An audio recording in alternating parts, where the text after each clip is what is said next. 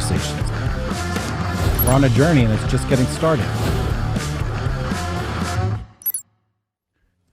All right, everybody, we are live. I am Jack Murphy. This is the Jack Murphy Live podcast, and I have got with me today two guys that took basically the whole country by storm this last summer, brought us closer to the truth, showed us what was really going on. I've got Brendan. I'm taking a stab at it here. Gutenschwager. Is that right?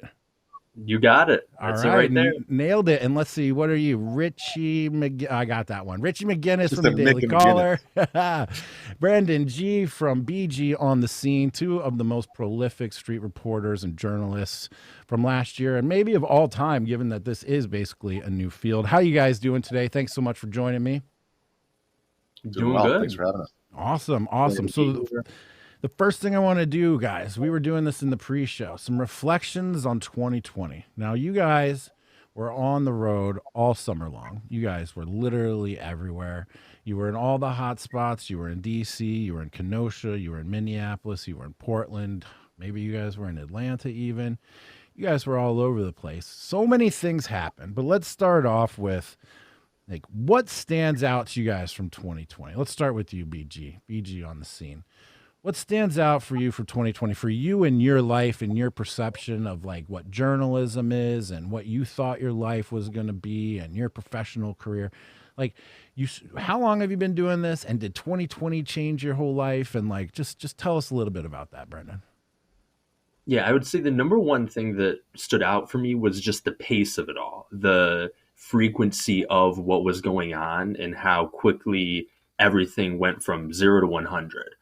Because early on it was the lockdowns. Prior to that, because I know you asked, what was I doing before? I had been doing different rallies and protest coverages for a few years now, going back to about 2016. And those would be fairly infrequent. They might be once a week or once every couple weeks. It wasn't necessarily every single day, night after night thing, hopping from city to city. And then, of course, the pandemic had hit. Everything was shut down. All of the rallies were canceled or called off. And it was a few-week period where everybody kind of just sat still for a little bit and everything was online. And then people got back out again with the anti-lockdown protests. And really from there, it escalated pretty quickly. Those were about once a week, roughly, in Michigan, where I had been covering them. And then once Minneapolis had happened with the, George Floyd death, all of that just then spiraled into this nationwide sort of upheaval where, no matter where you turned, every direction, every corner of the country, there was something going on. And it just became sort of trying to get a grip on it and trying to sort of, cover what you can, because obviously you can only be in one place at any time. But also trying to cover the general story of what's going on in the country and sort of where we at. And so I think that stood out for me was just how crazy all of that was, with it suddenly turning from more casual. People were, somewhat disengaged in the years prior. People could kind of go about their own lives, to this more all-encompassing, everybody's aware that this is going on. And it's just this spear tip of, all of this upheaval every single day, it seemed. Right. Richie, before George Floyd, were you guys out on the street covering stuff?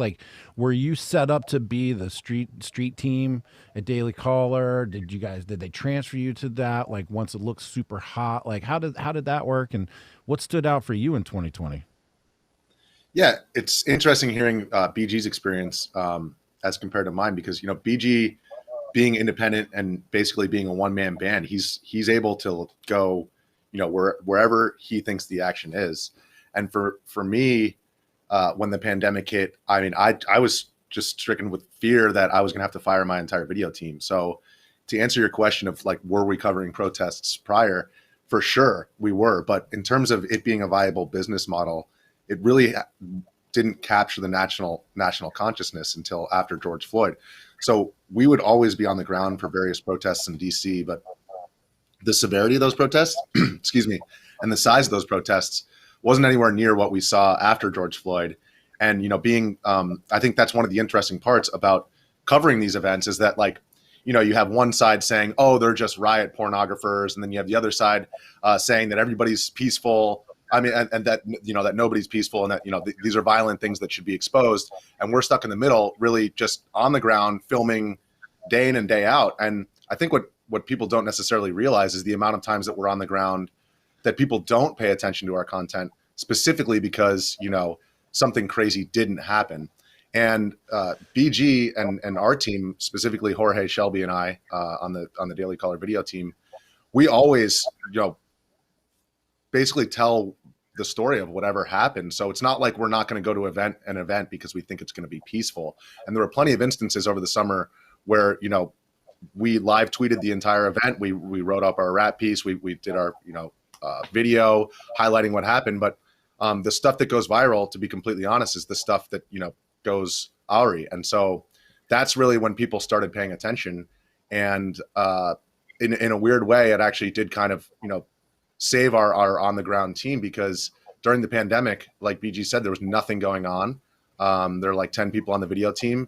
We went from interviewing senators and doing man on the streets and covering these protests to basically Skype interviews overnight. So when the riots started happening and we saw the way that the corporate media was covering them, which is going in there with a big camera for 2 minutes.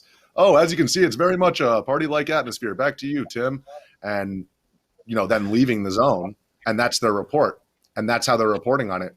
Dude, it was so clear to all of us on the ground, like, that's not the real story. And so once it was clear there's a huge vacuum there, I mean, it was a no-brainer in terms of, getting people out there and putting boots on the ground to cover this stuff. I mean, for me, 2020 was the moment where citizen journalism took over the world, right? Between the two of you guys and Shelby and Richie, for sure. I mean, I was on the street in D.C. on the kickoff of all the George Floyd stuff for that first week, every single night, man. People throwing bricks over my heads at the cops shooting me in the throat with the rubber bullets, flashbangs going off on my head, buildings, 6-alarm fires being set, standing there face to face with people as looking in their eyes as they just run into the store to loot it and set a restaurant on fire and run out. Man, it was crazy, and nobody was reporting on it. Nobody was there. Not a single solitary reporter from mainstream media was there. And the fallout from that can be translated all the way down into something I explained pre-show, where like even my old friends, my actual real friends, did not believe me when I told them that the reason why the city was boarded up all summer was because of the Black Lives Matter Antifa riots, not because of any Proud Boys that weren't there all summer long. And nobody would even believe me because no one was there. I was the only freaking person there. And I remember seeing Olivia Nuzzi and Chris Kalazer, or whatever their names are. And they were just sitting there like way off to the side in the middle of the day, kind of casually observing everything. And then later that they went home and wrote stories about how they were bombarded by tear gas and what it felt like, the burning and everything, as she just stood off to the side with her notepad. So there was obviously a huge gap that got filled. Now, you talked about the economics. I would like to talk about that for just quite a quick second. Like, Brandon, how are you financing this? Because this is important, because your source of financing and your ability to independently cover what you think is important, that's huge today. So like, are you beholden to anybody, or like, how does it work as a citizen journalist who's truly flying all over the country? And by the way, in the chat, people are already asking me, what are you doing with your frequent flyer miles? Quote, asking for a friend. So you're all over the place, man. How do you make it work? Yes, it's been a very complex journey on that front, but I'm just like super excited that it's something that has actually finally panned out. So initially, early on for the years when I was covering this stuff, but before 2020, I would go work oddball jobs and just save up money to be able to then go travel to these different events. The coverage from the events themselves would not be sustainable in terms of it earning enough money to support going back out to more and more places. So that was what I was doing. But of course, that was an unsustainable model in terms of I constantly have to do some other job in order to then go out and do what I actually would really like to do, which is to go and cover these things. And so, in 2020, I basically kind of took a risk because I saw so much was going on. I said, I'm willing to go a little in debt, and I'm just going to try to cover as much as I possibly can and just see if, maybe people are more into the independent reporting. Maybe people would actually like to see just like citizen journalism view from the ground, just kind of straight out to the people, something where like I don't have to get it approved by some producer. I don't have to get it approved by, some network executives that decide what's going to get aired tonight. So I thought, okay, let's just try this out. And as time went on, people seemed to really appreciate that. I got a lot of positive messages, positive feedback, people that said that they were really glad that I was out there to report on these things. And so that just encouraged me to keep going, pushing forward more and more. Some people would then privately support and, send donations and support that way. So that was a huge boost in trying to get to the different places, because these aren't nearby each other. Portland, Seattle, Kenosha, DC, they're all in different areas. And so it took quite a bit. Also just sort of on my own front, trying to keep costs low, finding ways to travel cheaply, not being very lavish with any of the trips. I mean, there's some of these where things are so hectic that I don't even have time to go out and buy dinner. So I'm just like snacking on granola bars or stuff like that. The granola bars that the protesters bring for each other. Riot diet. It's the riot diet. That's exactly Riot right. Diet. I have not heard that phrase before. That's a great one. Would you like a bottle of water, sir? Yes. Thank you. You're right. All those water bottles are critical. And then over time, outlets would start to reach out to me, and they were interested in using the footage for their programs. And that was just like across the board, pretty much every major broadcaster that you can think of at some point or another has reached out, interested in using the footage for something. And so that was also a way. So it's sort of it's a combination of the two now, where there's the video licensing and also the support from people that, just want to see the independent journalism itself. And people also do then see the footage used on different news networks and whatnot. But I think what really gets people excited is the initial reports that are out there from the ground, on the Twitter feed or Instagram, wherever it may be, and getting the story out that way. Totally. Richie, you guys do all of your work exclusively for Daily Caller, or do you guys license it out, or how does that work? We do. We license it, and contingent on that license is basically, you have to put up the credit. And oftentimes, we'll sell the footage. The other thing that I generally do is earned media is another thing as well. So getting Shelby or Jorge, for example, if somebody requests their footage, then what I'll tell them is, well, I'll give you the footage for free if you have them on the program to talk about it. But if you want to just run the footage, then you're going to have to buy it. So licensing is definitely one peg of the stool. Then obviously we have pretty large Facebook and YouTube presences, which are monetized platforms. So running all the footage of, the night's events, the day's events on those platforms is also a way of making money. But over the course of the summer, for example, when we went to Portland, the first footage that we got on the ground of those, those crazy, basically siege in front of that federal courthouse every night, it just blew up on Facebook and YouTube and was going. But immediately, basically the Facebook, whoever's pulling the levers, they see, oh, wow, this violent footage is being monetized on our platforms. It's going viral. And then you see everything start to get demonetized. So, in that week, basically we had to change our strategy from, okay, I paid all this money to get me, Shelby, and Jorge out here. The hotels aren't necessarily very cheap. Like it's thousands of dollars involved, and you sink that money into the trip. You have to make it back, and we have a very small team. It's not like we're not like most media companies where we can just be in the red for months, and that's okay. So every trip, basically, I'm bringing the receipts back and saying, did we make what we spent? Actually, one of the real saving graces was the subscription model, which is we have a Patriots Only service. There's a plug for Daily Caller Patriots Only. Plug it. Basically, yeah, there you go. Basically, I'd go out there in the middle of the riot in Portland with my gas mask on and say, hey, like literally looking to the camera, looking to my phone saying, hey, Patriots, you're not going to see this anywhere else. I'm going to give you an exclusive tour of what's going on right now. 5 minutes, walk around, show them the leaf blowers, show them, the guys with the lacrosse sticks, show them, the tactics that are being used by DHS, and then put that up behind the paywall. And people wanted to see that footage. So if you get 10 subscribers at $100 a year off of one video, I mean, that's paying for everybody's flights. So between those three different methods of monetization, we were able to make it work. There's certainly times, you know, where we gambled on things and it didn't pan out. But then there were other times, you know, where like we were talking about before we went on, where I'm in DC and the BLM snack van gets their window smashed by a white shirt cop, and you know, you make $10,000 off that clip.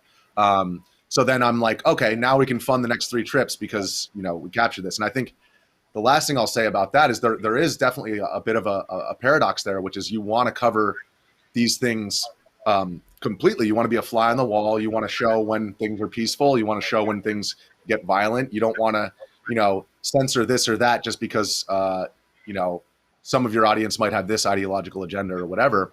But the paradox there is that, you know, it's really it's the violent stuff that people pay attention to. And so this recent piece that came out on The Intercept, it's like taking BG's footage and saying that, like, I would not even be able to tell you what BG's politics are. And I've been to like 6 different cities with him, and we've been through the crap together because that's not what's important to us. You know what I mean? That's and so for everybody sitting at home on Twitter, what's important to them is how this footage suits their agenda, right? Or what Fox is doing with this footage that BG reported, or what CNN's doing. And that's not our job is to cover it as a fly on the wall and put the footage out there into the public sphere and sell it if we can. And we're not going to say, no, I'm sorry, I can't sell it, it's too violent. Right. But at the same time, you know, our job is just to do that. And so like everybody's trying to apply some ideological agenda to what we're doing. Right. And we're trying to do the opposite. So it's been an interesting experience in terms of like fighting that secondary battle, not with, you know, people trying to dox you on the ground for, you know, not showing their protests in a savory light, but, right, you know, after the fact, fighting with the media to get the actual, the footage out there without the, you know, the bias attached to it. Right. We're definitely going to get to the Intercept article. And I just want to follow up one thing with you, Richie, and then I'm going to toss it to Brendan. I remember going out, and I would say I'm here to observe. I'm here to be a witness, right? Because nobody else was witnessing.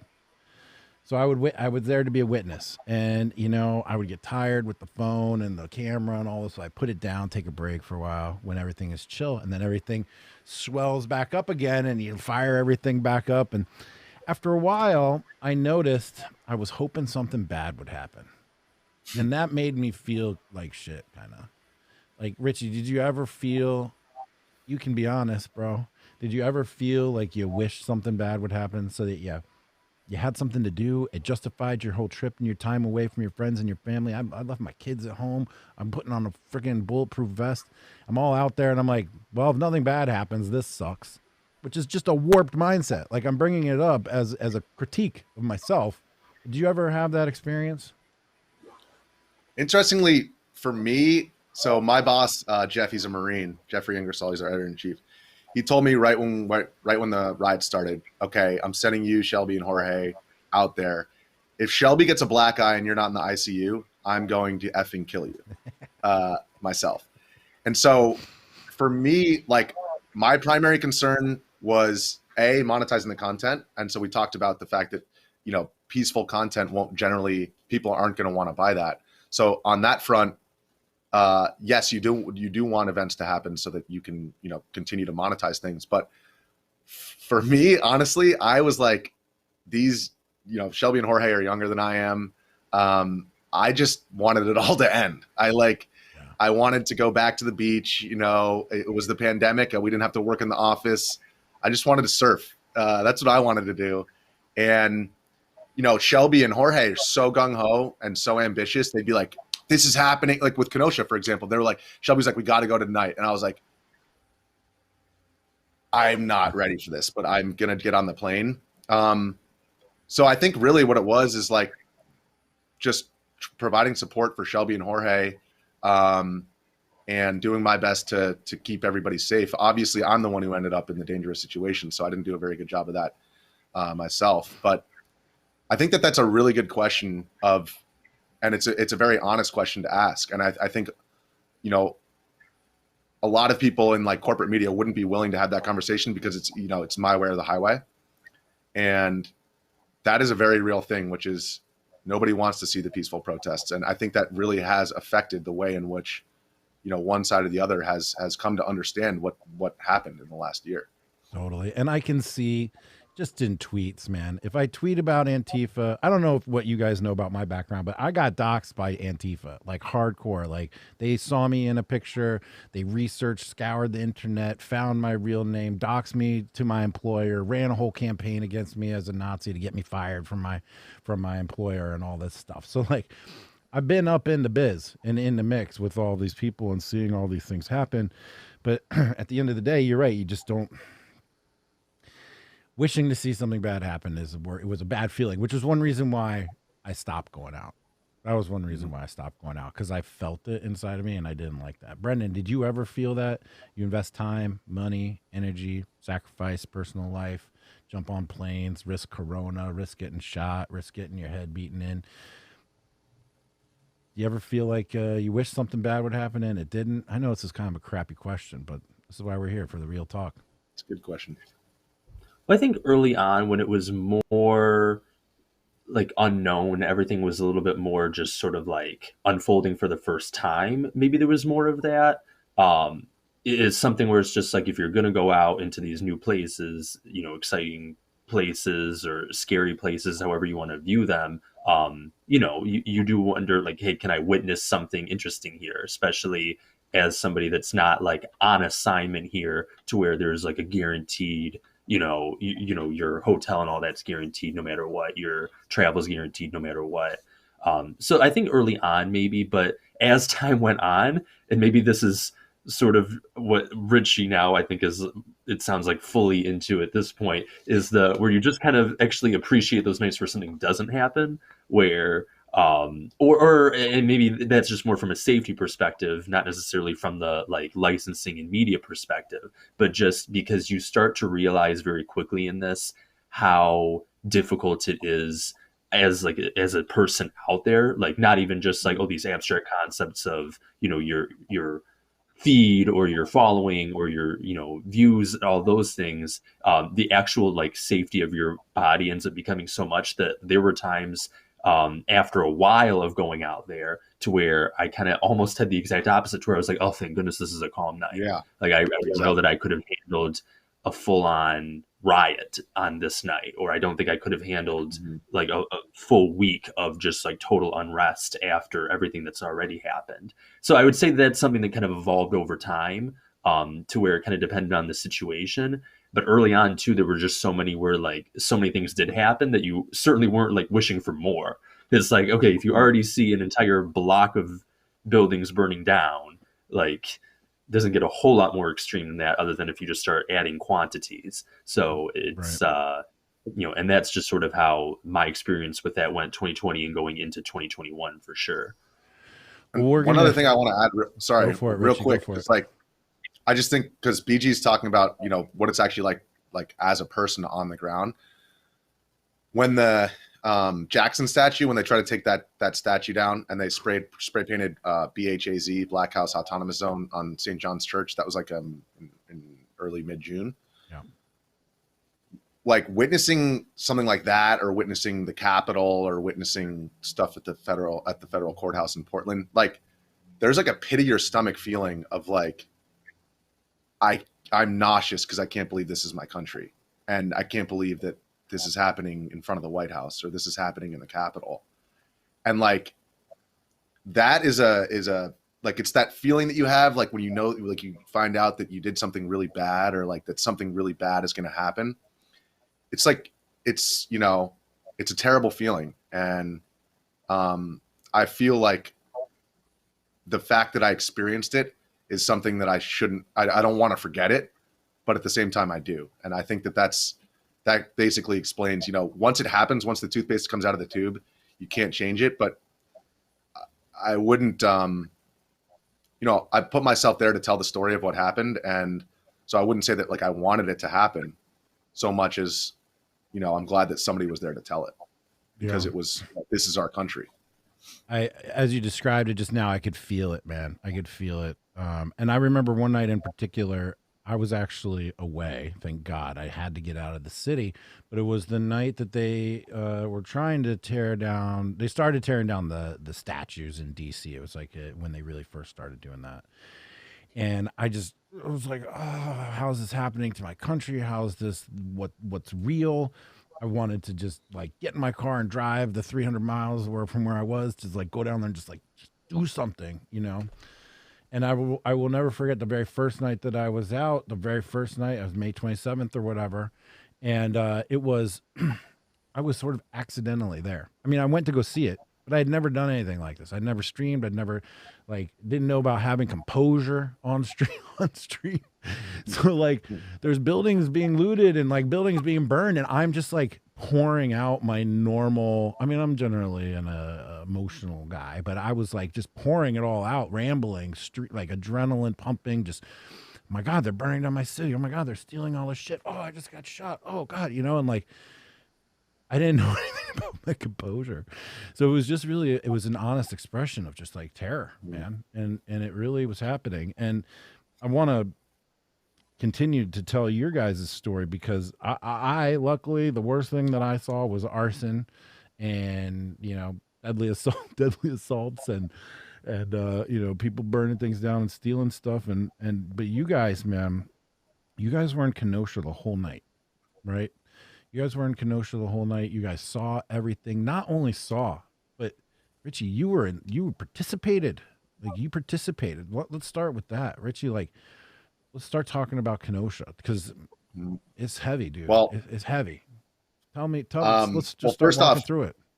I think you know, we were talking earlier about being a fly on the wall, and neither BG nor I nor Shelby nor Jorge, the goal is never to become like the story, and but at the same time, you know, when that happened, and when Rosenbaum got shot in front of me, it was like everything about getting a clip or showing the world what's happening was like completely out the window. So I think like, you know, people are always like, oh, what do you think in that situation? It's like, there's no thinking whatsoever. It's actually quite the opposite. It's like your mind doesn't even have a place for thoughts. You know, but I do think that the important thing there is, you know, the New York Times, their reporter left that night because she heard from law enforcement that they were going to be overwhelmed and that it was going to be extremely dangerous.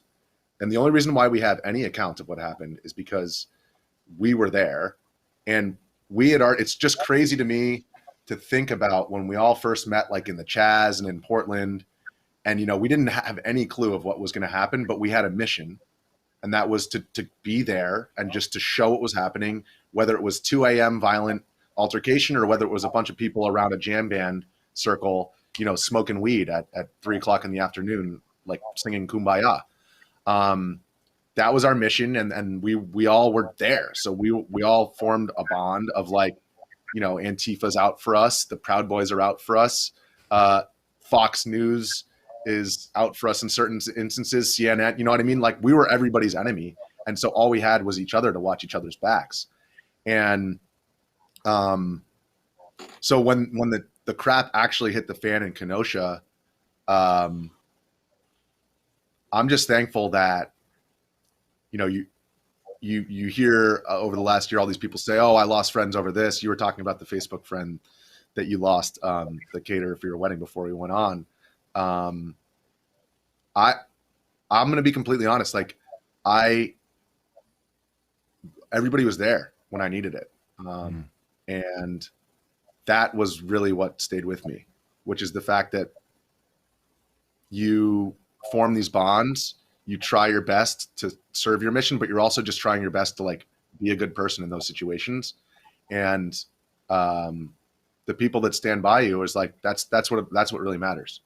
And so I know I'm not really answering your question we'll beyond get there. like, No, we'll get there. This is perfect, man. No, it's real shit.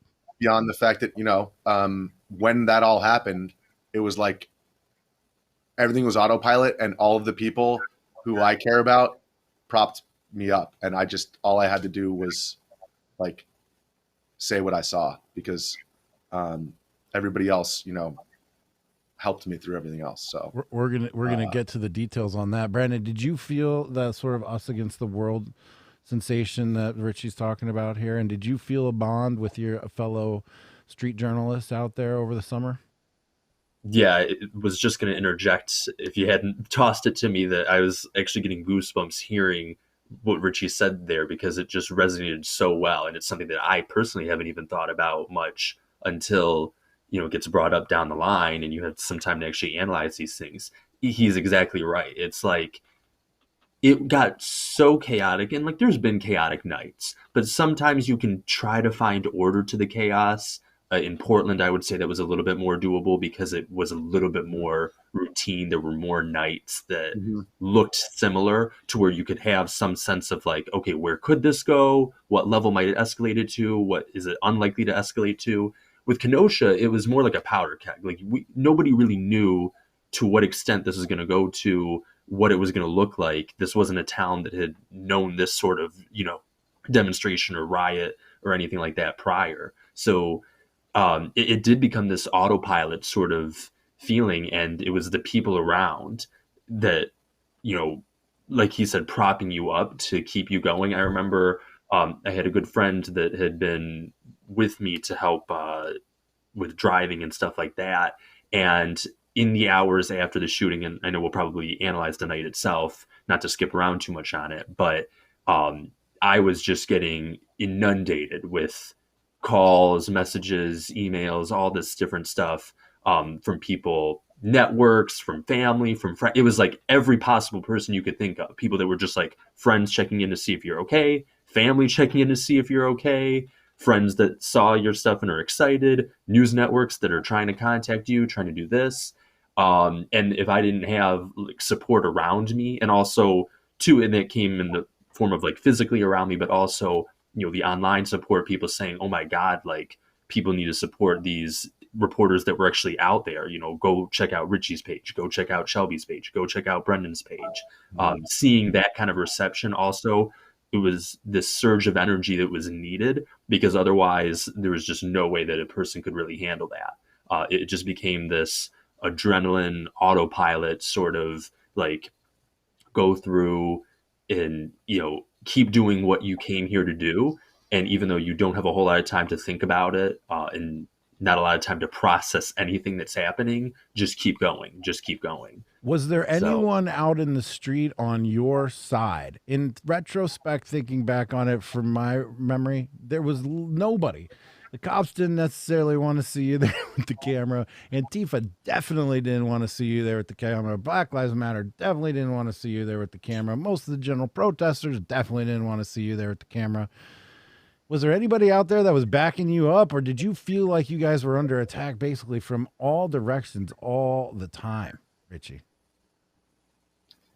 Riot Squad backed each other up. But that's the point, is that, everybody, all the armchair quarterbacks want to, say, oh, this group, they all think this way. And that's why they're all, whatever, sensationalists or whatever.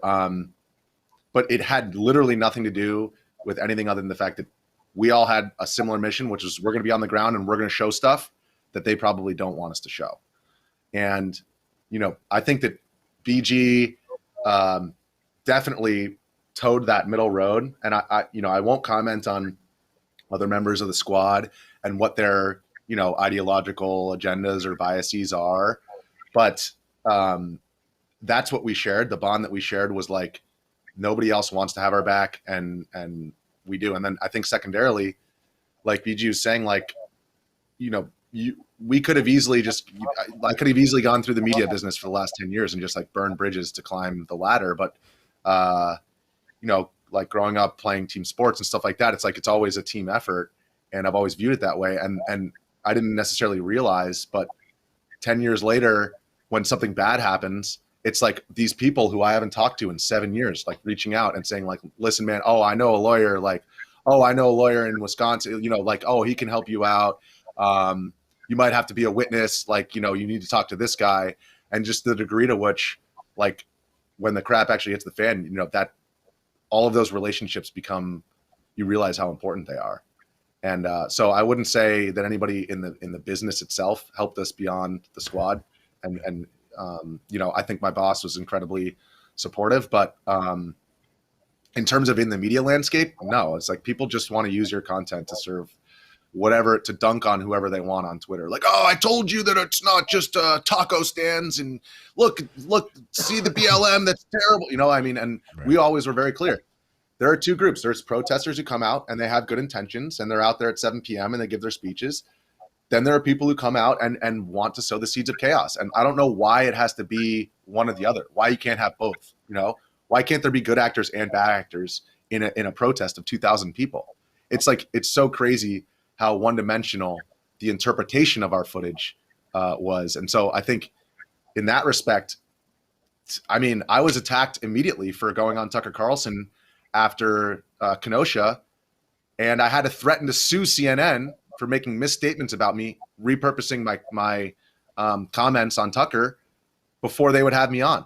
So that just indicates the degree to which, you know, if you go on this program, then you're this. It's like, no, I saw something and we can't wait a year until court to find it out, because I just read a Vice News article that said that he opened fire on the crowd, you know?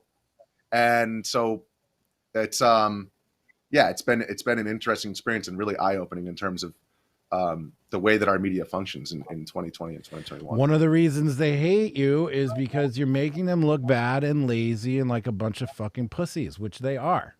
I mean, it's hard. It's hard work. It's scary. And when you've got family and you got kids, I mean, look, at first I'm like, let me wear a mask. Then I'm like, let me get a soft vest. Then I'm like, let me get a level 4 vest. And then it's like, now let me get a hired security guard. Now, okay, how about let's get 2 of them? And then there was one point where I went out because it was right by my house. I heard the helicopter flying overhead during dinner with my family. Okay. I was like, man, what the fuck?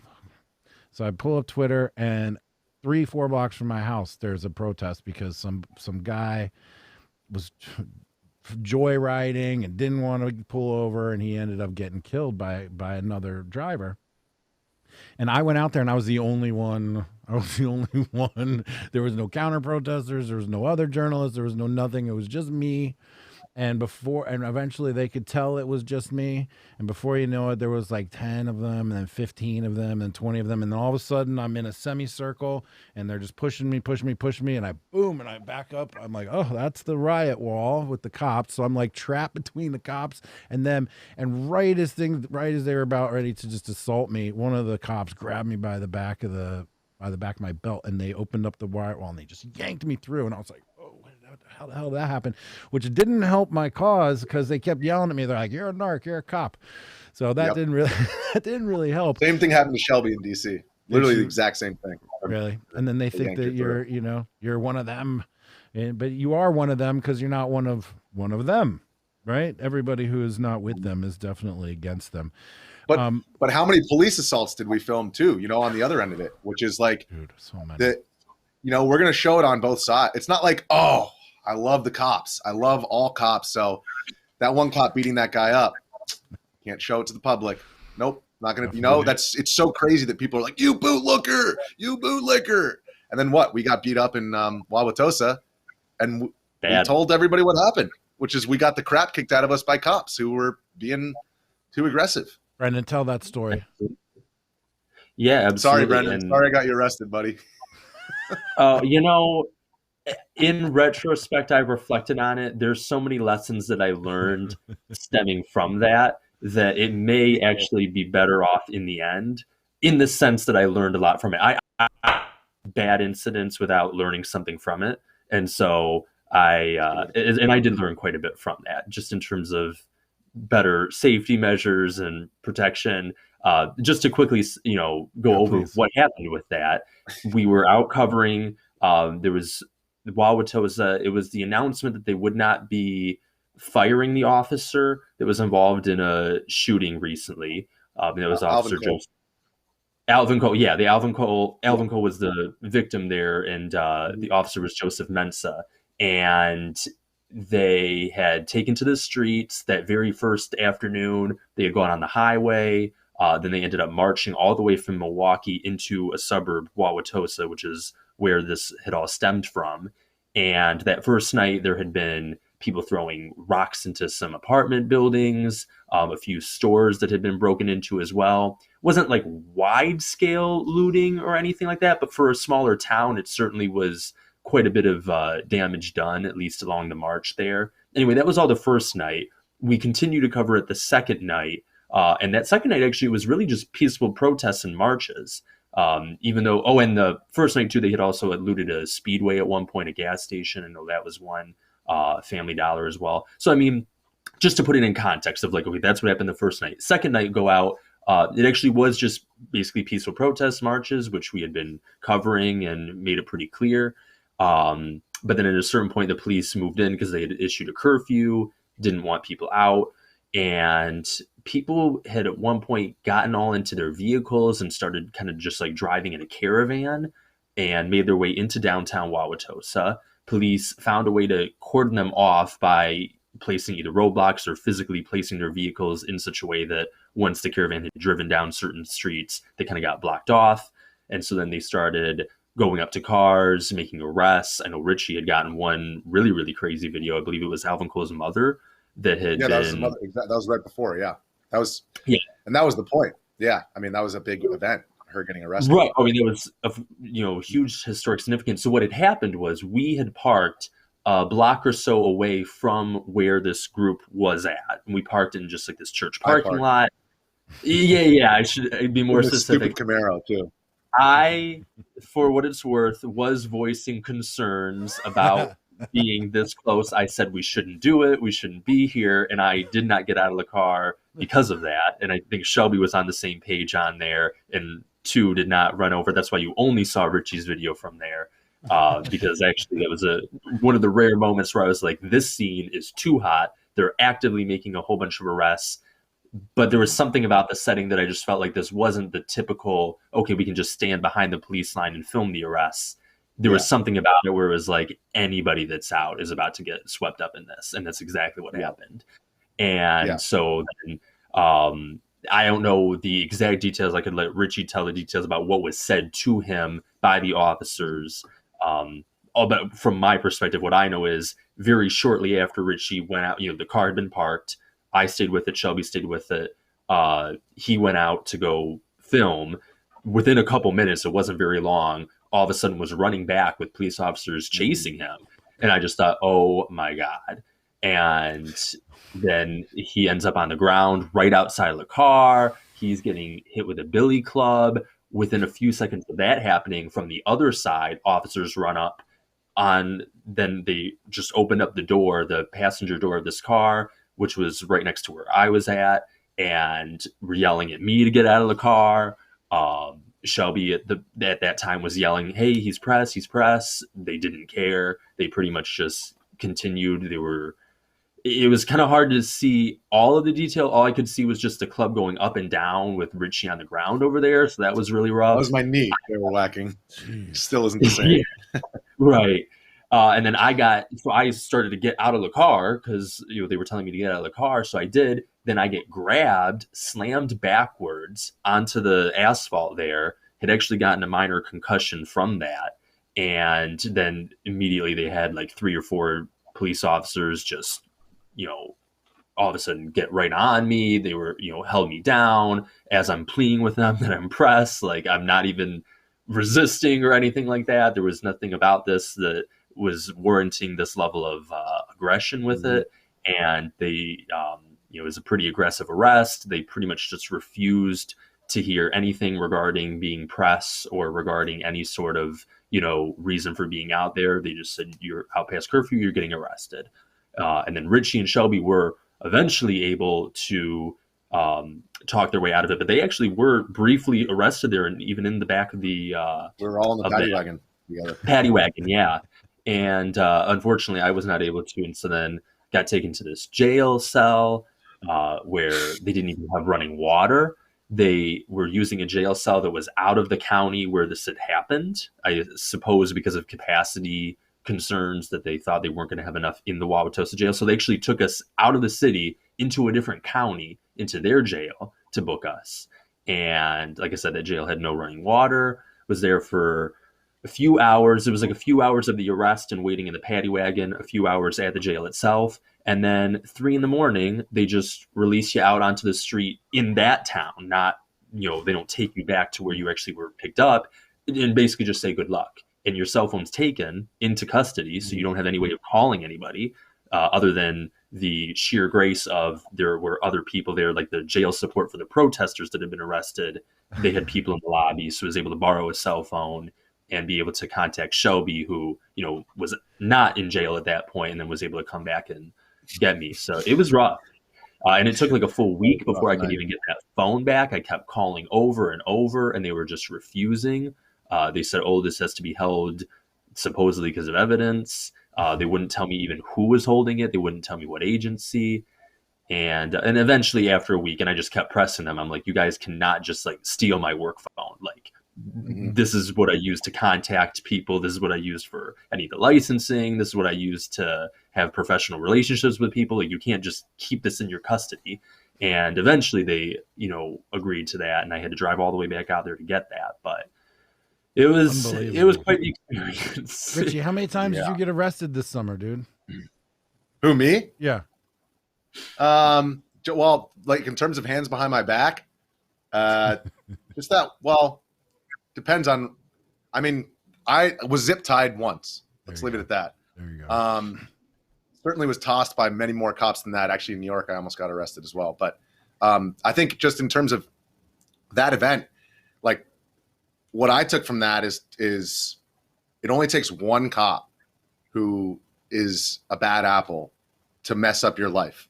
And my knee still isn't. I mean, like I'm fine. Like I'm not gonna like, sue. What would like suing some small police department in Wisconsin like my knee? It'll be fine. I can still run and stuff. It just like has a bone. It's not what it used to be. Right. But what I guess the way that happened was Alvin Cole's mom was being arrested, and I had congressional press credentials, like a hard pass, right? That was issued by the United States Congress. So I had that up. Like I'm within my rights to, despite the fact that it's after curfew, to film that event, because we can't rely on only law enforcement to tell us the story of what is similar to in the Capitol. You had to go in there because you're not going to rely on the law enforcement agencies to tell you the truth of what happened inside that day, right? That's the role of the press. But this guy, they're filming. I'm filming the arrest, and this cop says, "Don't let me catch you." He said, "Get out of here." And I knew that they were back in the car. So instead of being like, "No, I'm allowed to film this," I was like, "Whatever, I'm going to cut my losses. Get out of here." And so this is all on video. I say, okay, I'm leaving. And I start to jog slowly. And he literally says, "Don't let me catch you," and starts jogging after me. So there's a cop like jogging after me, right? And like, he almost said it in like a joking manner, like, "Oh, I'm going to get you." And so I'm like slow jogging, but I was aware of the fact that, if I'm just full sprinting, then other cops are probably going to think that I'm running away from. So I'm trying to not piss him off, but also get back to the car. So I'm kind of half jogging, and I literally just hear, "Get on the ground!" Like some other cops screaming. And I said, I'm pressed. I have credentials, and I'm literally getting down on my knees. And that's when he just form tackles me to the ground. And like, then they zip tied all of us, and they said, "Okay, we're letting you go because you have a hard pass." Shelby didn't. She had one on her phone. And because BG's independent, like that's the messed up part here, is like he's one of the few people who's actually covering these events fairly, unlike the credentialed press, right, who are all, on this side or that. And they're not letting him go because he doesn't have a credential. And I walked back into the paddy wagon. I was like, I'm staying because my boss told me if Shelby gets a black eye and I'm not in the ICU, he's going to kill me. So I'm just going to go to jail with her unless you let her go. And they actually let her go. And poor BG was supposed to have a cable news hit that night. And obviously he was in jail instead of that. And so I haven't quite paid off my debt yet. Like we got a couple more free lunches and dinners to go and a couple more free beers at least. But I think also the way that, BG responded to that, it was like, I felt terrible about the way that situation unraveled. And I know that if I could have gone back, I would have changed some decisions that I made that night. I mean, my idea to park in a well-lit area was a bad idea, you know, like, cause it actually just like, it was like a beacon for the cops. Like, oh, look at all these, you know, like vagrants in this, you know, in this Camaro. But the fact that, you know, we're still here talking right now, I mean, I think that says a lot. And I think that says a lot about like your character. And I think that's the reason why your coverage got so much attention, is because you're a tough bastard, man. No doubt. And I appreciate that. Tough, diligent, everywhere, dedicated, quick, first, fast. I mean, bro, you were everywhere. And one of the nights I think that's going to go down in history for sure is this Kenosha. You, Richie, you actually held the head of a guy, right, who got shot by Kyle. I guess we can say it, right? I mean, he shot him. Brandon, you have coverage of like the chase, the skateboard, the whole thing, right? Like you were right there. So let's just do this. Let's take a few minutes and just, can we go step by step through it, Richie? Or you guys are both there. Which order does it, you know, how should we tell this story? Actually, I think it starts with BG because the reason, well, I guess I'll just set it up really quickly, because we were at the business that Kyle was guarding. Shelby and I walked by it the night before, and there were guys with pressure washers, like trying to clean, trying to stop the fires on the vehicles, and literally buckets of like trash cans of water, dumping it on the vehicles. And so we asked them, you know, why are you here? And they said, well, our employer sent us out here because the fire department's nowhere to be seen. So Brendan was actually down there. I went back after the protesters were cleared from the front of the courthouse. I went back to the hotel to get Wi-Fi so I could post my thread of like, you know, them getting cleared out. And that's when I saw your guys, you and Eli and everybody was down there where all those fights were happening, basically between like these armed guys, and Rosenbaum and other people have now been identified in the footage after the fact. But that's the reason why I went out and why I interviewed Kyle 15 minutes before the shooting, is because I saw those clips on Twitter and I was like, oh crap, that business now has, you know, armed guards in front of it. The one that we saw it burning last night, and now they have armed guards. I want to go hear their story. And so that's really the reason why I first went out and interviewed Kyle. But I guess if I had known how I guess contentious things were between those two groups, I would have like been, I think, more careful. And BG, you were there kind of when all that was happening. So I didn't even really see that. I didn't even see Rosenbaum until the moment that he ran up on Kyle. Where were you? Yeah, where were you at? Were you at the gas station, Brennan? Yeah. So my approach to this whole scenario and how it all went down was, there was like the crowd gathering, and it was such an interesting moment. I truly will never forget this, because I was standing there with my friend that had helped with the driving, and the crowd was out. There were clearly some clashes going on. It was tense. It was nothing big. It wasn't like there was any like big wide-scale brawl. The police had basically held back over by the courthouse, so they weren't over in the area of the gas station right then and there. So it was like there's these small skirmishes, people yelling at each other, people getting angry, but not necessarily something cohesive in terms of like a storyline of the night, other than that, like, hey, there's people out arguing right now. So it was a moment where like we had to pause and think like, oh, should we leave right now? And my friend had even like, you know, asked that. I said, I don't know. The way that people are out and about, there's people that just have like metal poles, people with baseball bats, and then you have these people that are armed, and clearly these people are at odds with each other. And like up until that point, I hadn't seen any armed conflict. I hadn't seen somebody like start swinging with the baseball bat or anything like that. But there was something about it that was just so tense. And we did see, I'm glad Richie brought it up earlier, you know, reporters going home. I literally watched reporters leave, like they just like left. Because it had been later in the night, the general, you know, police pushing through the park, all that had already happened, the tear gas, etc., the rubber bullets. So it became just sort of like, oh, okay, what is it going to be? Just more of that. So a lot of those reporters had left.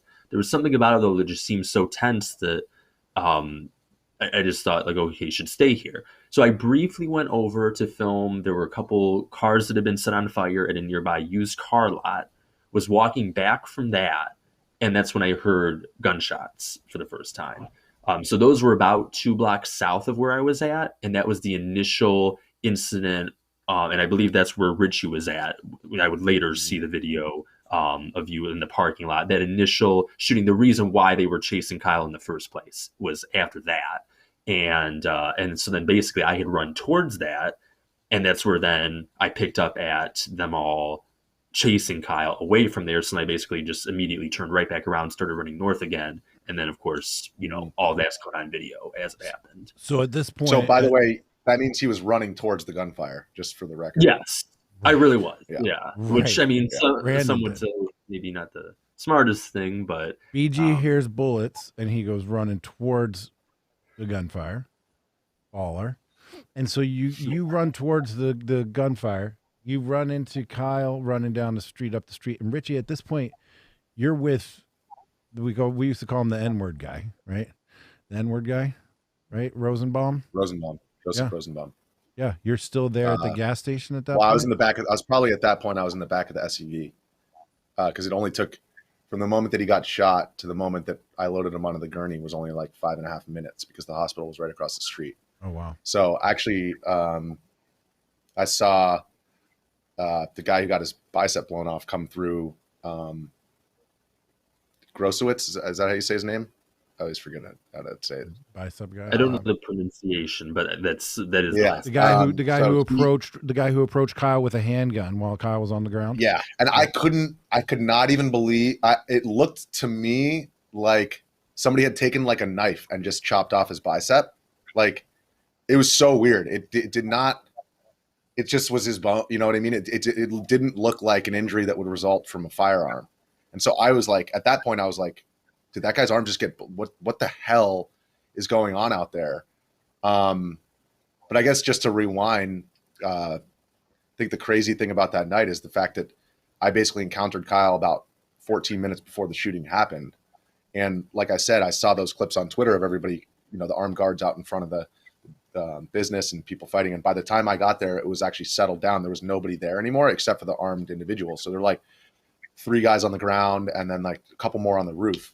And I just asked if anybody was willing to do an interview. And basically Kyle was the one who volunteered and did just a brief 3-minute interview about why he was there, what his motivations were, what he hoped to achieve. And then they asked me if I wanted to go with them. Kyle was his buddy who was with him, who was a military guy, was like, yeah, we got to go see if the protesters need any medical attention. Kyle obviously now infamously had that medical pack and was shouting, medic, anyone need a medic? And as I'm following them, I noticed that a lot of people were viewing him negatively because he was drawing a lot of attention to himself with a gun and screaming medic. And that's when there were like these 4, like there was a whole cast of characters in that 15 minutes up until the shooting. There were like the punk rockers who had the fire extinguishers and the cigarette out of his mouth and the skateboard. There was like a group of those guys. They all had fire extinguishers. So they were clearly trying to serve their own role of like the punk rock fire brigade.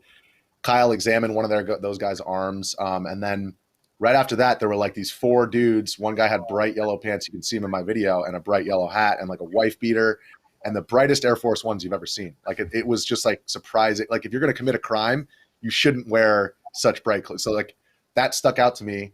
And he said, yo, I remember you, like to Kyle, he said, like, I remember you think you're in a movie or something. Like he was clearly really mad at him.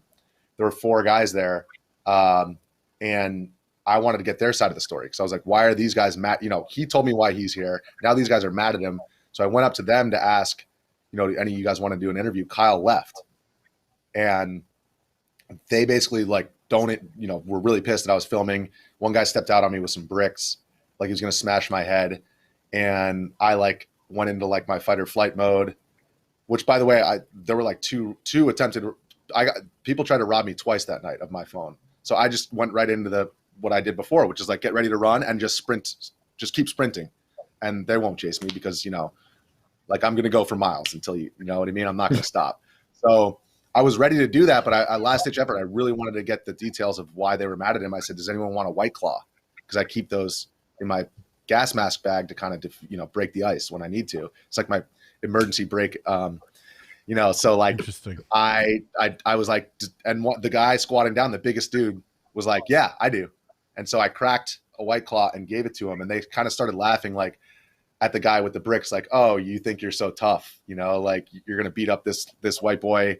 there's one of him and four of us. Like, so they started kind of joking with me, like, oh, look at how scared you are. Yeah, man. Like, well, like, then they told me that he had confronted them when they were jumping on some cars. And that's right when Kyle ran past me with a fire extinguisher. So it's not clear to me if he got it from that punk rock fire extinguisher brigade, but it was the same little extinguisher. And he had the gun and the fire extinguisher sprinting down the street. So I was like, you know, what's going on? And that's basically about 2 minutes before the shooting. I called Shelby up, something's about to go down. I'm running this way. Found out she was right by me. And that's when I heard the yelling and Rosenbaum started running at him. And I said, oh, word I can't say on YouTube, gotta go. And hung up. And I thought I pressed record on my phone and I didn't. And so I thought I was recording during that situation, but obviously I was watching what was unfolding in front of me rather than paying attention to whether or not my phone was filming. Yeah. So I can imagine. Yeah. So, I mean, just the serendipity of how that whole situation happened. And then the fact that like we were all around the country together, you know, for all these events. And then this crazy event happened and we were all within like 1 block of each other. Like BG was there. Shelby was right there. Eli was in that same parking lot filming the guys who were actually probably the reason why he ran over there in the first place, because they were trying to burn these cars. And it's just crazy the way that all of that, you know, came together. It is crazy. And I was actually wearing, sorry, just the last little detail, which I think just in terms of the meaning of the situation for me is like, I had these lucky pants that like my dad died like 4 years ago. Right when I started working at the collar, and I found these pants in his closet, and they were like the goofiest like cargo pants. Oh, we lost Richie. We lost Richie for a minute there. We'll see what happens. Brandon, did you have a chance to talk to and interview with Kyle, or did you just happen to observe him out there? So for me, it was just an observation. I had seen him earlier on that night, just in walking past the businesses like the Richie had mentioned, where there were some people guarding on the rooftop, others that were down on the ground level. I had seen Kyle there on the ground level, but didn't stop to do any interviews or anything like that. And then it was just later on that night when I encountered him, while he was running and being chased. And all right, let's get Richie to finish this last little bit, and then we're going to talk about the chase. Go for it, Richie. Sorry, guys. So I guess those pants became my lucky pants because I found them in my dad's closet. They still had the tag on them after he died, and I was like, these would be useless unless I'm at like some kind of, I don't know, protest or something like that. So I was wearing them in Portland, and this firework blew up in my feet, and it singed the pants. Like they were nylon pants. They were all burned up at the bottom, but I kept on wearing them because I was like, oh, these are lucky now. Because like I was fine after that firework, and I have footage of actually that happening. But it's just crazy because I put them on that night knowing it was going to be a dangerous night. And my dad was an ER doctor, and I think it's just really weird the way that the universe aligned on that night. No kidding, dude. No kidding. So the universe alignments is just like unreal. I mean, like unfathomable. You guys got the footage, right? Like this shit is going to be monumental for the United States, how this whole thing works out. The footage is going to be in the court case. I mean, right? I mean, I'm assuming. And it's just mind blowing to think that none of this truth or facts or observation would be possible if it wasn't for you guys. Brendan, pick it up, man. He's running down the street. What are you doing? What do you see? What are you feeling? What's in your mind? What's in the air? From that moment, it's clear that something pretty significant has already just happened that I didn't witness, because I heard the gunshots. I see a crowd. I see a whole bunch of people that start yelling. They're saying, get him. He just killed somebody. He just shot somebody. They're yelling all this out. And that's pretty much right where I started recording. From that point, there really wasn't a whole lot of thinking too much, just because everything was moving so fast. It was like, okay, now let me just try to like keep up, because then they started running at a pretty fast pace up the street, and I'm trying to keep the camera steady just to stay filming with it. And people are running, they're chasing. He appears to trip somewhere in the middle of the street or something, ends up going down. and people start to close in on him, and turns and fires at the people that are closing in on him. And that moment, I remember thinking, once I actually saw that there were shots going off, part of me didn't even want to believe it was real bullets. Like, part of me was like, is there any way that this is not an actual firearm, that what I'm witnessing is just like blanks, or what I'm witnessing is like a BB gun, or like, that's like one of the first things was like, this can't actually be somebody with a real firearm. This can't actually be happening here where it's actually being used in the street. And then once I realized pretty quickly, like, no, this is, totally legit in terms of, what the weapon is. It's like, I'm way too close. That I'm way too close to what's going on right now. Like, it was only because of that brief period of like, they can't really, like, he didn't really just, have go start shooting at these people.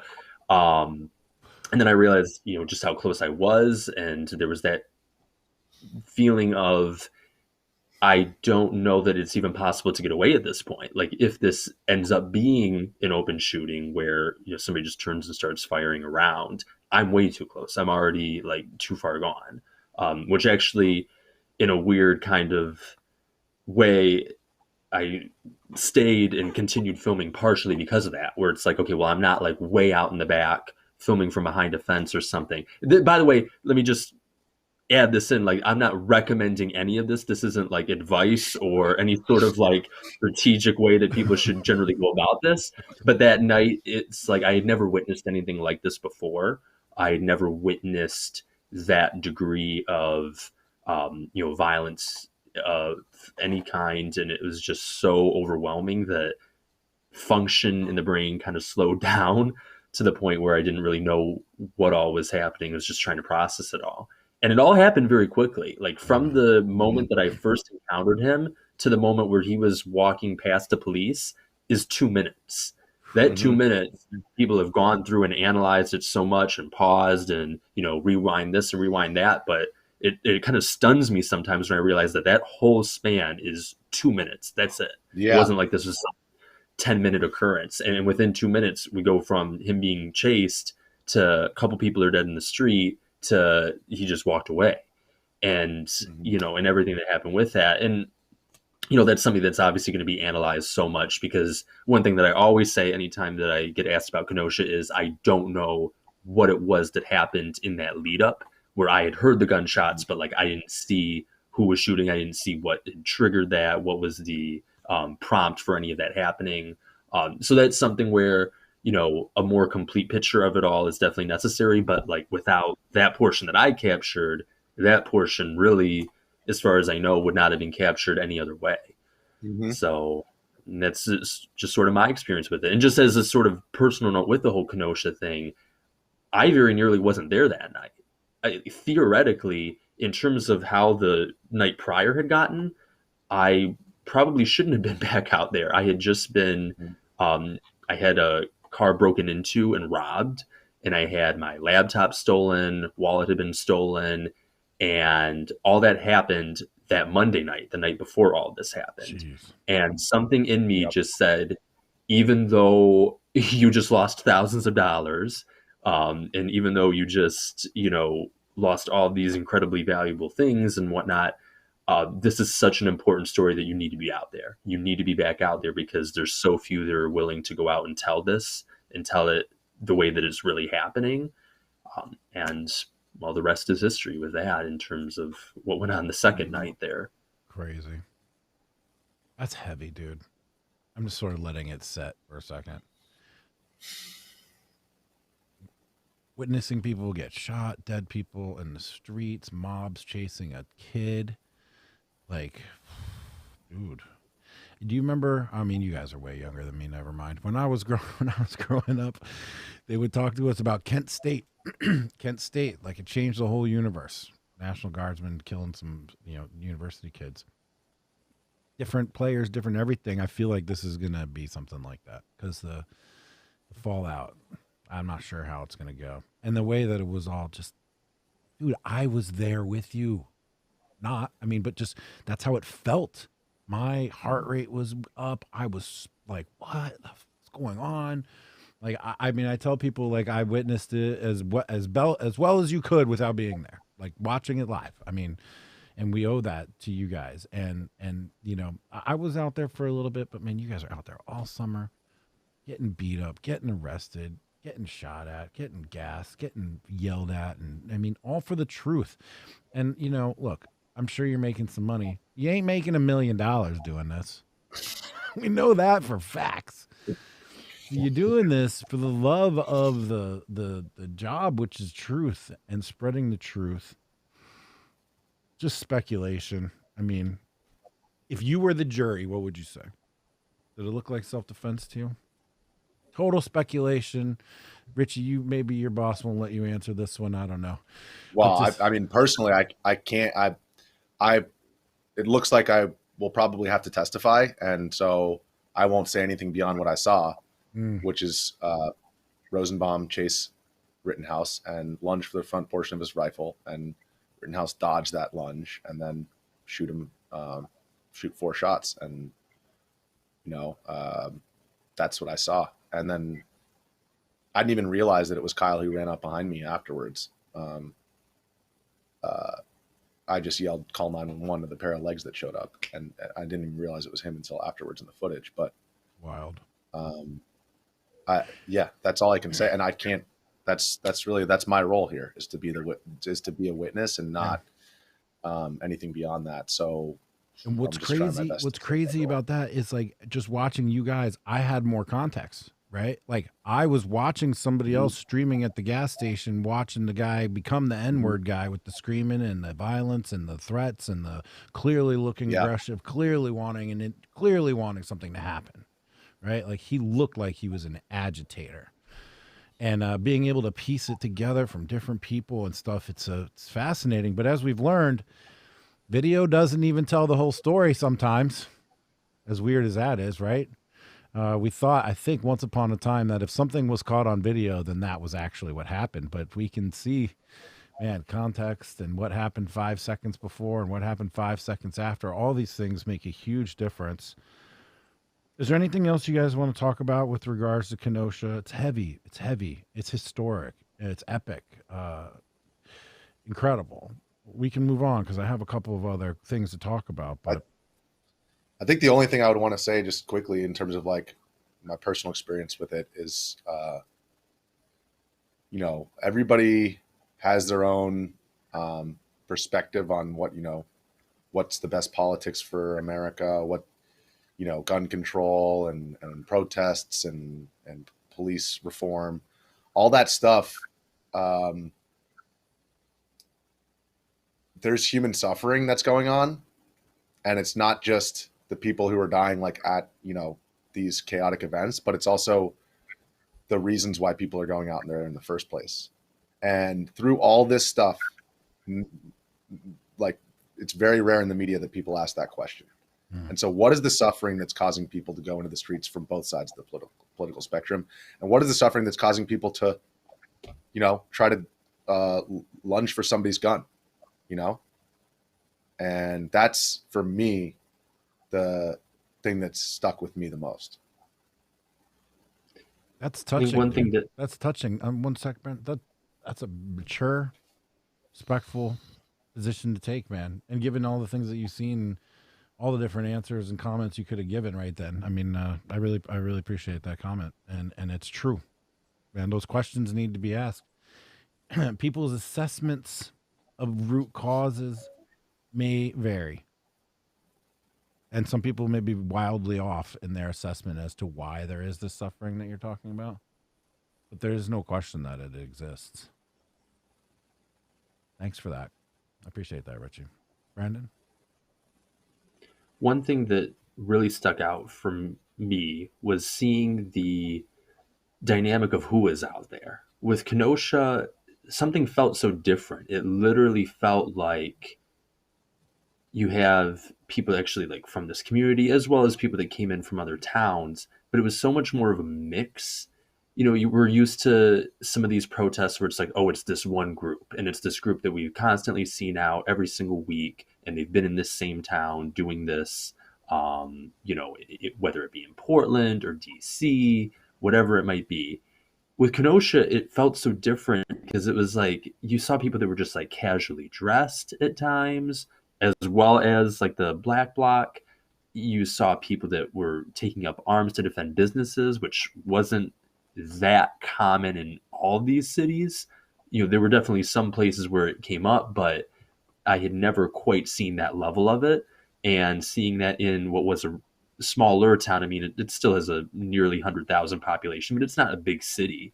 And it was just like really stunning to see that happen in a not huge city in America, and the way that like this was still a pretty massive event, and it still brought quite a huge variety of people on very broad ends of the political spectrum all out to the streets at the same time, and the way that they were mixing and mingling at times violently, that to Richie's point, was like a sign of just the amount of hurt and the amount of pain that was out there. And that came, I think, both for like the reasons why people were protesting in the first place and the reaction to the riots, the reaction to things getting burned down. So you just ended up with all these people out there that are all angry about something or all trying to fight for something all simultaneously. And it wasn't even necessarily these organized groups that, in other cities may organize and put together this, huge big protests under their name. Here it was like this like groundswell of all these people just like all came to the same area at the same time. And that ended up being a very volatile mix. And just to see it happen in a town like that was just something that will definitely always stick with me. And it was difficult in the aftermath of it, trying to process everything that had happened, because that level of violence I really hadn't witnessed prior. So I struggled a bit in those days after and in the weeks, especially, later that week, once I finally had some time to breathe. I remember just thinking like, holy crap, should I have even been out there? Like, should I have even been throwing myself into a situation like that? I started to feel a little bit guilty of it. Like, am I supposed to be adding one more body there? Just so volatile. But, overall, obviously the journalistic importance prevailed, and I, wanted to continue to do these stories. But it's something that I struggled with after, and I, did some self-reflection and trying to figure out what my place was in all of this reporting and, going to these situations, because I realized the power of telling those stories, and trying to figure out how exactly I want to go about doing that was something that I really had to do some reflection on after Kenosha. Man, you guys are great. I really appreciate it. This is a very, very mature, thoughtful conversation with a lot of self-reflection, and that's incredible. I mean, I really do appreciate that. I mean, you witness people getting killed. Like, you saw dead people laying on the ground, body parts missing, blood gushing. I mean, are you guys carrying anything from that? I mean, it's thank God you weren't the victim there, but like, let's be real. Observing and participating and being in that environment, it could cause a little bit of trauma. Are you guys carrying anything with that? Did you guys have any fallout from that, from being right there at the scene of such a momentous, awful thing, tragedy? It's kind of come in waves a bit. Initially that first month after was really tough. And then afterwards, other things happen in life and you don't necessarily think about it every day. But when it comes up and when I actually like dig into the details on it, which I try not to do too often just because it is very heavy, there's definitely still something there. There's definitely still a little bit of heaviness there with that one, more so than just about anywhere else, I would say. Other cities reflecting on, it doesn't have that same sort of feeling in the pit of your stomach that Kenosha brings. Richie? Yeah. I mean, I think for me, it's like the moments after, like it was, Brendan was saying it was so surreal, but I could, the smell, like I've been around guns a little bit since then. And just the smell like brings me back to one thing, which is like, I hate those videos because of the sound of my voice and like how, clearly panicked I am. And I think like the reason why I don't like to hear that is because it's like um, the chaos, and it's just like, I think it's hopeless. Um, and all we can do now, I mean, I just take some purpose in the fact that all you can do is like keep your head up and try your best to at least get some semblance of a silver lining from that. What lessons can we learn? And that's why I don't like talking about this stuff, and I don't like recalling what happened. And actually, like the first hit that I did on Tucker afterwards, I intentionally avoided the video, and they played the audio. My IFB was so loud, I had like 20 people who were vets and EMTs and stuff like, yo, you have the 1,000-yard stare, you need to talk to somebody. But I think it's our responsibility to talk about what happened that night, because that's the only way that like I think the country can like heal from it, is to really understand what happened and why. And so I really, to be completely honest, like I haven't really given myself an opportunity to even really like think about anything beyond what my role is now, which is like just to relay what I saw. And I think about it the same way that I think about losing my pops, which is like, he's gone, but all the people that he touched over the course of his life, the decisions that they make in the future in some ways are affected by him. And so all I can do, he saw more blood and guts than anybody that I knew. He was an ER doctor for 30 years, and he hated watching violent movies, but one thing that he had was a calm under those kind of situations, and that's what made him good at what he did. And so I guess, I just try to draw some strength from that. And my brother's an ER doctor now too. And so thank God they took up the family business, because I wasn't going to make it through 4 years of med school. And another 8 years of residency, my friend. My mother is an emergency room doctor as well, too. She's told me stories of cracking open people's chests and massaging their hearts and keeping them alive. It's insane. But kudos to you guys, especially I can relate 100% to the hearing your voice and hearing the actual panic in your voice at the time when everything is going down. I had similar circumstances when I'm watching my city get burned down and people looting, like looking me in the eyes and running in to go loot the stores and stuff. And I'm like, what can I do? Like, it was me against 1,000 people. There was nothing I could do. And the pain that I had for seeing, well, when you experience an environment of lawlessness, it's very disturbing. It's very disturbing. When you see crimes being committed wantonly with no repercussions whatsoever, it is disturbing.